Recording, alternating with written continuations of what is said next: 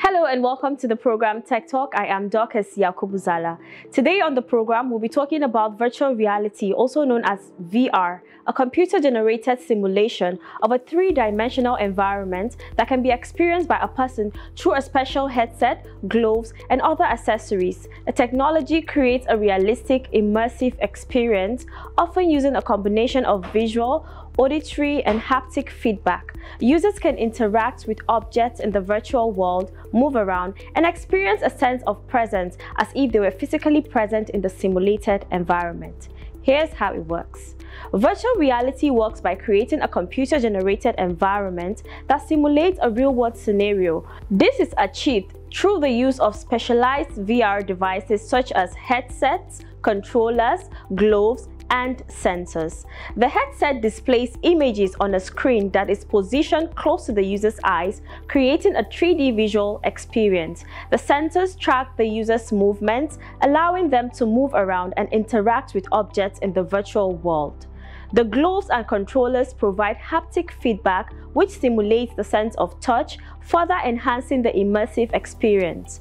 There's a wide range of applications across various industries. One of the most popular applications of VR is in gaming. VR gaming offers players a fully immersive experience, allowing them to interact with virtual environments and characters in a way that was previously impossible. VR gaming is also being used as a training tool for pilots, soldiers, and other professionals who require simulation training. In the field of education, VR is being used to create immersive learning experiences that can help students better understand complex concepts. For example, medical students can use VR to simulate surgeries, allowing them to practice and refine skills in a safe environment. Virtual reality is also being used in healthcare to treat patients with phobias, anxiety, and PTSD. Virtual reality is relatively new in Nigeria, and there are only a few companies that are actively involved in the development and deployment of VR technology. However, there is a growing interest in VR among tech enthusiasts, and there have been a few VR-related events in recent years. VR gained recognition in Nigeria in 2016, and in 2018, a virtual reality summit was held in Lagos. The event brought together VR experts, developers, and enthusiasts to discuss the potential of VR in Nigeria and Africa as a whole. The summit also provided a platform for local VR developers to showcase their work. Another notable development is the establishment of VR arcades in Nigeria. These arcades offer an opportunity for people to experience VR technology firsthand.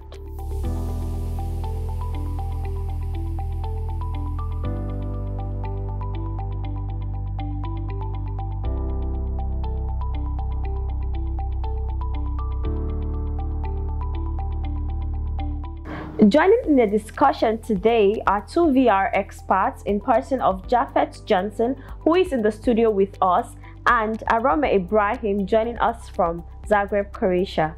You're welcome to the program. Thank you very much. All right, so what is your understanding of virtual reality? Okay, so virtual reality is a 3D modeled environment by computer for people to experience or be immersed in the process of learning and interaction with the virtual world. So it has to do with 3D models that is not really physical for you, but you'll be able to experience by wearing some gadgets. Okay, so what are these gadgets? Okay, so first is the VR headset, which is the virtual reality headset. Now it allows you to interact. It has trackers, and it can also track your eyes and track your body. So it allows you to interact with 3D models on the environment. So coming to you, Arome, what are the different types of virtual reality? So at the moment we have, depending on the project or the product, right, we have 2D and 3D. So VR 2D in terms of you use your mobile device. So it's a VR experience on your maybe Android or iPhone, right? It's not that immersive, but a 3D environment is whereby you are giving a headset, right? So you're more immersed in the environment, right? So based on the kind of experience you're creating, you have a 2D experience and have a 3D experience. Okay, so we have virtual reality, we have mixed reality, we have augmented reality. Let me just give a difference between those. So virtual reality has to do with the 3D model that you're being placed after wearing the gadget, but augmented reality means an enhanced information that's added on a gadget. So it can be your watch, possibly it has a hologram that can display additional information. So you are seeing the reality, but you are augmenting with additional data. But virtual reality, as I've said, you have to wear the glasses, you see totally 3D. But augmented means you can have Google glasses that can add data on the screen.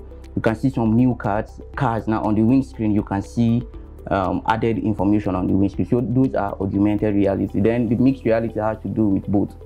Okay, it mixes both the virtual reality and the augmented reality. That's the mixed reality. Okay, so how are these related? Because nowadays we hear metaverse, we hear augmented reality, just as you said. How are all these related, or how do they differ? Okay, so the common point is we are going into a life where immersion has to be put in place now, because we are trying to, this is the first time in history where man is trying to see the power of the eye. Okay, we have had a lot of music which is actually going towards the ears, yes. But now we are going into an evolution where we want to see the power of eye. So what these things are coming to do is to give you a total immersion. Okay, when you are learning with your natural eyes, there are a lot of distractions. But what VR or what virtual reality are coming to do is to give you total immersion, so that you'll be able to learn faster and interact better with the environment. Okay, so those are so they're just coming together to give you a better experience of what life should be. So how do they differ? So the difference is, as I've said, is in the application. Virtual realities, you have to see the 3D model. Augmented reality, we add them to devices, your phone, your gadget. They are just additions of they're just enhancing information, just like your phone. If you are using your camera, you can have added information. So the difference is just in the applications. Okay. Yes. All right. So can you give us example of these applications? Okay. Some of these applications. Okay. One is Tilt Brush by Google. Okay. So it allows creative artists to draw 3D models using the VR. There is Gran Turismo, where you can simulate driving. So then we have job simulators, where you can wear your VR, you can see job assigned to you. After finishing the job, you get paid, you can go to different malls, go to different shops. So there are different applications of this headset. In fact, one of the interesting ones is in the agro now, where cows actually wear VR now. And so what it does to them is calm them down, it helps them produce milk faster.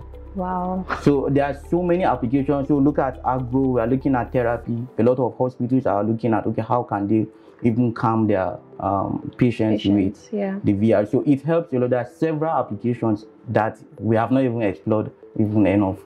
Okay, so how does VR work? Okay, as I've said, it's a 3D model. First of all, you need to wear the VR headset. Okay, so it encloses your eyes to a two lens in it. So what happens is that there are environments that have been built. So I can have a VR content that displays maybe Jerusalem. So the entire content is that you want to see the real life of how Jerusalem looks in 3D. I can decide to say, okay, I'm going to model the whole of, let's say, Yankari Game Reserve. So what happens the moment I wear the headset, it takes me to Yankari Game Reserve, and I'll be able to turn 360. The idea is wheresoever you turn, there is a content to display for you, and you can be able to interact with with objects inside. Wow. So what role do you think virtual reality is currently playing in the society today? So virtual reality is playing a major role, even though here in Nigeria where majorly we just start seeing the place of entertainment being explored, where people go to play games in the VR. But I feel we should know that there's more to it. And one of it is we should try to look at it's playing a huge role in the education system now, where children are being immersed in learning. Rather than just reading and maybe somebody pass and you get distracted. Children can actually learn faster using the VR. It's a report was actually done that some nurses were trained, but because they were trained using the VR, they were able to finish their courses and they learned better because there were less distraction. So we can use it for education, We can use it for therapy, that's for the hospitals, and even businesses now. So we can see how even Facebook, which transformed to Meta, are putting a lot of money in that, because the next phase of human communication is going to go via the virtual reality. What role do you think virtual reality and the metaverse will play in the future in the industry, such as entertainment, education, health, and all of that? Just like I said, the entertainment part, we are seeing people go to play games, but imagine going to a concert wearing VR headset from your home. Like, you don't need to go physically, but you can wear the VR headset and stand, and you can see your artist performing. So we are going to see a lot of that. We can see entertainment where it has to do with games. A lot, I've said, people are playing game, Gran Turismo. People actually, for Meta, Oculus Quest now, you can wear your headset, interact with your friends, you can go hang out with your friends from the comfort of your room, and you'll be able to see your friend like in the VR world there, and you'll be able to go around, discuss. He hears you, you hear him. So the same thing again when it goes to like the education, I've said, okay, we can use it to train it, reduce distraction, because the major aim is for that full immersion. Then for the health, we're looking at how can it be used for therapy. Even Agro has said you can use it to calm animals. They're already practicing that now with cows to help them produce more milk. So there's a lot of applications. It's just even beyond the three you have just asked. There's a lot, from tech to businesses to interactions to social communications, and a lot. So does VR have applications in agriculture and all of that? Because you've mentioned health, entertainment, and all, education. Yes. So what about agriculture? So that's where I said it's the content. Okay. So now that's why I said they are trying to look at how can they even improve cows to make more milk. Wow. So what they do is they wear the headset on the cow's eyes, and what they do is they produce a content that helps the cow to lactate and produce more milk. So do you see VR taking over these sectors? Because I can see it's used in education, it's used in the health sector. Do you see it's like being the center of attraction and everybody's forgetting about the old ways we know? Okay, Everybody so just focusing on I think VR. the general idea around it is technology is taking a lot of things now, and AI is coming to improve it. VR is just a plugin on what's happening there. Okay, so when tech comes, it brings a lot of things. People will come with VR. People are coming with unmanned machines in the farm. It's not actually VR, but imagine controlling your tractors while in your house and they're working in the farm. So the entire technology is coming with different applications, and at the end of the day, man will just have to sit down and just control them to do the remaining work. So VR is not taking everything, but it's coming to help what tech is providing to help us operate better. Can you give an example of a successful virtual reality application and explain why it was successful? I'll give you an example of the Pokemon Go. Right, so the Pokemon Go is an AR experience that was launched like 2 years back, right? Whereby people they placed like augmented reality, more like gifts spread across locations in the city.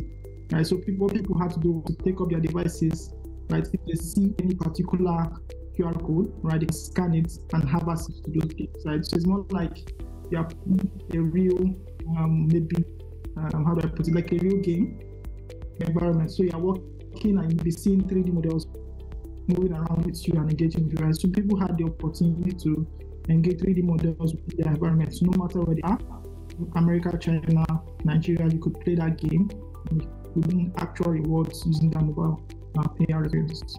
There are a lot of concerns about emerging technologies such as AI, VR, and all of that. So do you see them taking over people's jobs, or do you see them creating more job opportunities for people? Okay, so the basic concern, I've been hearing a lot of people complain about AI is coming to take jobs, AI is coming to disrupt the entire market. Yes, I think when we refuse to evolve and learn more, and definitely AI is going to replace you. AI is not just going to replace you, but it's going to empower someone that can replace you. That's just the entire concept.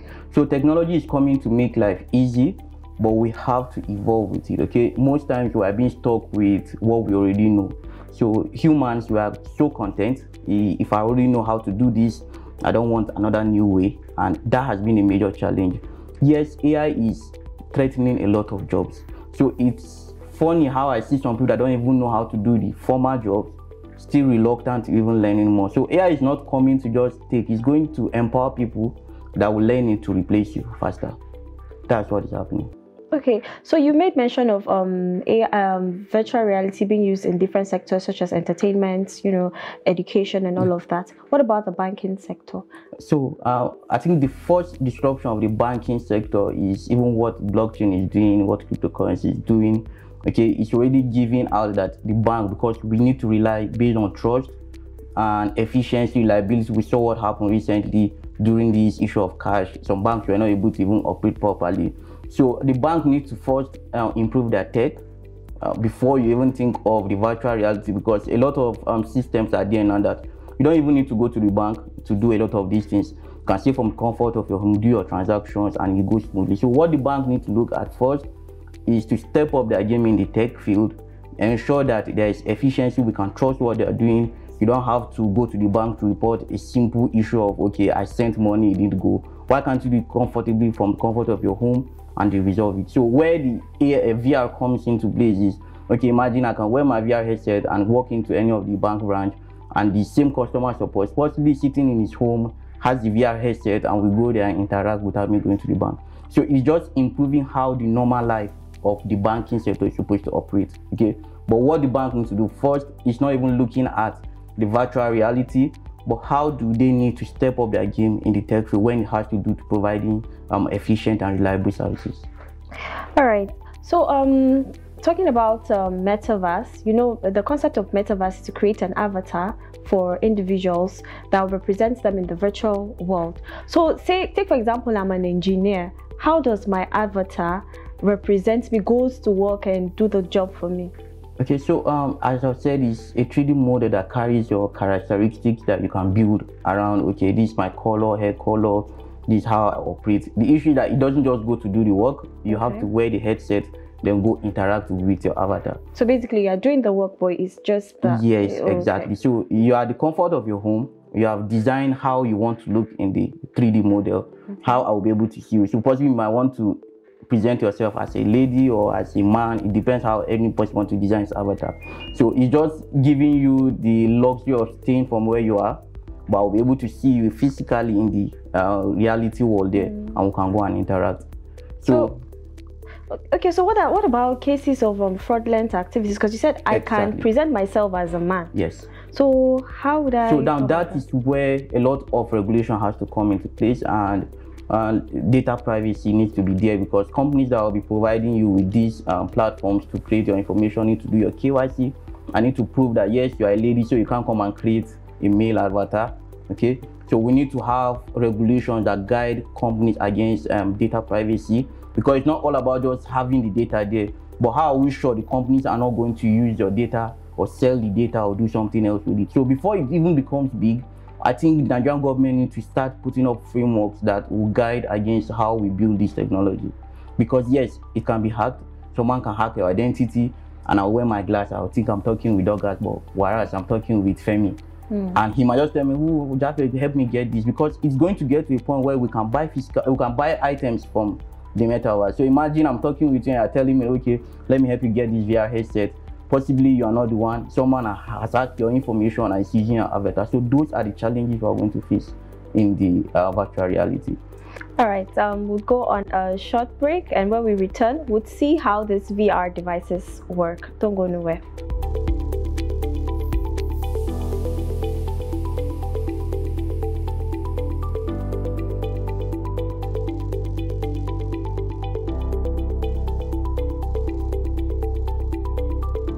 Welcome back from that break. In case you're just joining us, it is a program, Tech Talk, and with me here in the studio is Japhet Johnson, a VR expert. And as you can see, we have the gadgets with us. He's going to be telling us what they are and what they are used for.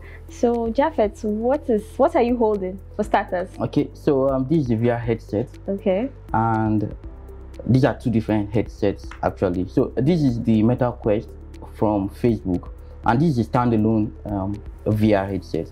So what this means is that you can actually go on any software, possibly Unity Engine, and build an environment. Possibly we can build or simulate an environment like this and deploy it on this particular VR headset for you to be able to view. Now, what it has here, this is another VR headset for PS5.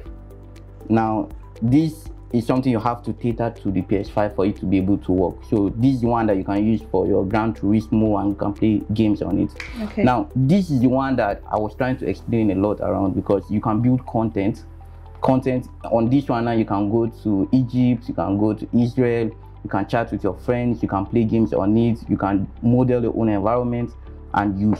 So you can see it has 4 cameras.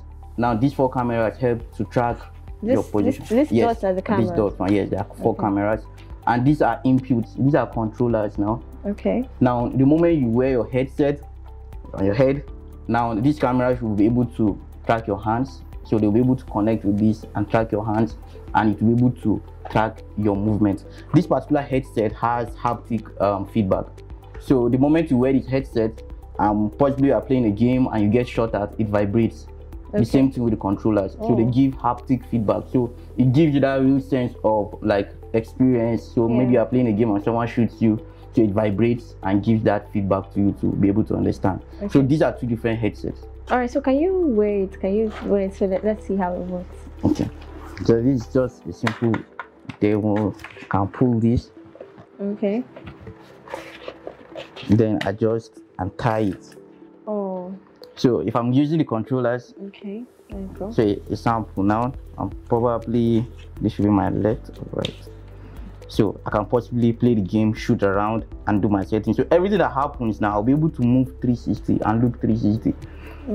So anywhere I turn on this using this headset now, I see objects and I see complete 360 view of my environment, and this will be able to be my hands.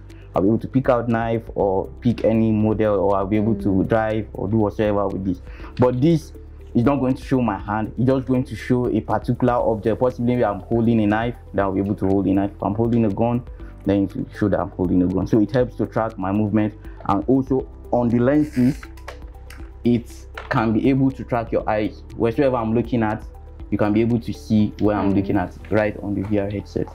Okay, so this one is one you said they use mostly for games, right? Yes, for PS. So can this we is use PS5. this in the educational sector and all of that? Exactly. This one? Okay. Exactly. So VR headset, as I've said, is just to display whatsoever content you have. Hold.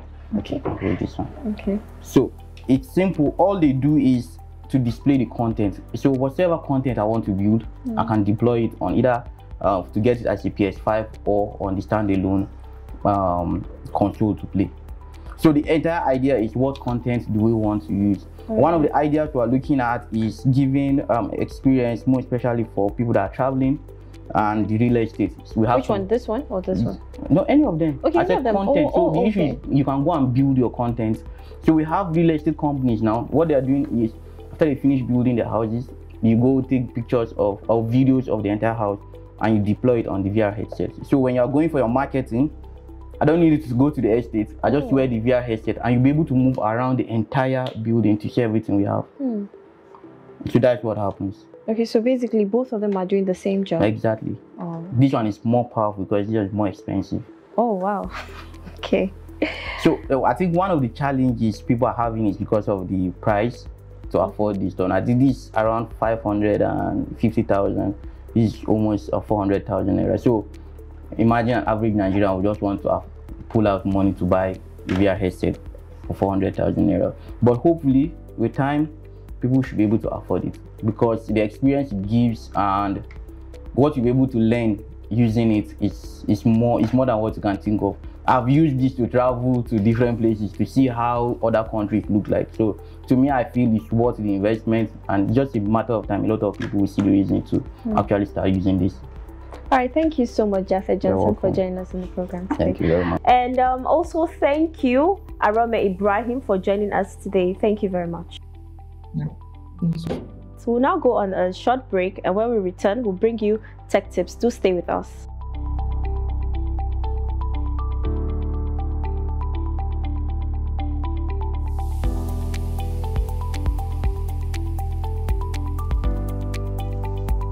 Today on Tech Tips, we'll be learning how to create VR content.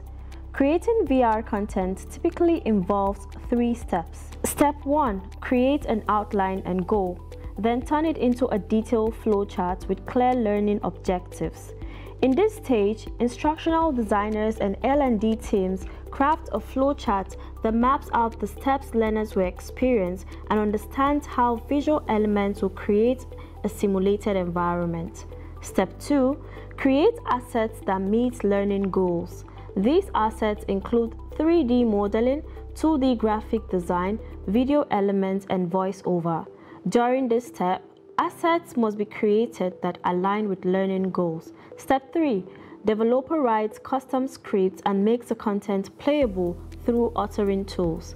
The last step in creating VR content is developing custom C# scripts for interactions that build the project. This way, the project becomes playable on the intended platform, which includes but not limited to VR headset, computer, and web.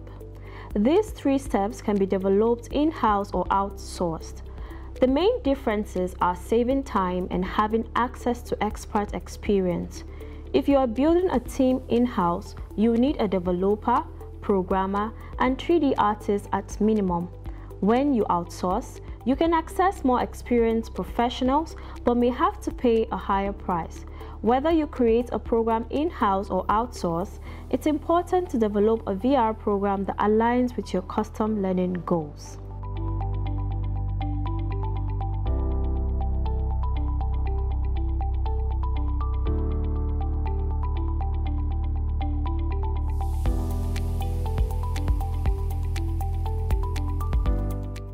And that's how we wrap it up today on the program Tech Talk. You can drop your comments and contributions on all our social media platforms. Don't forget to join in next week, same time, same station, for a fresh edition of the program. My name is Dorcas Yakubzala. Goodbye.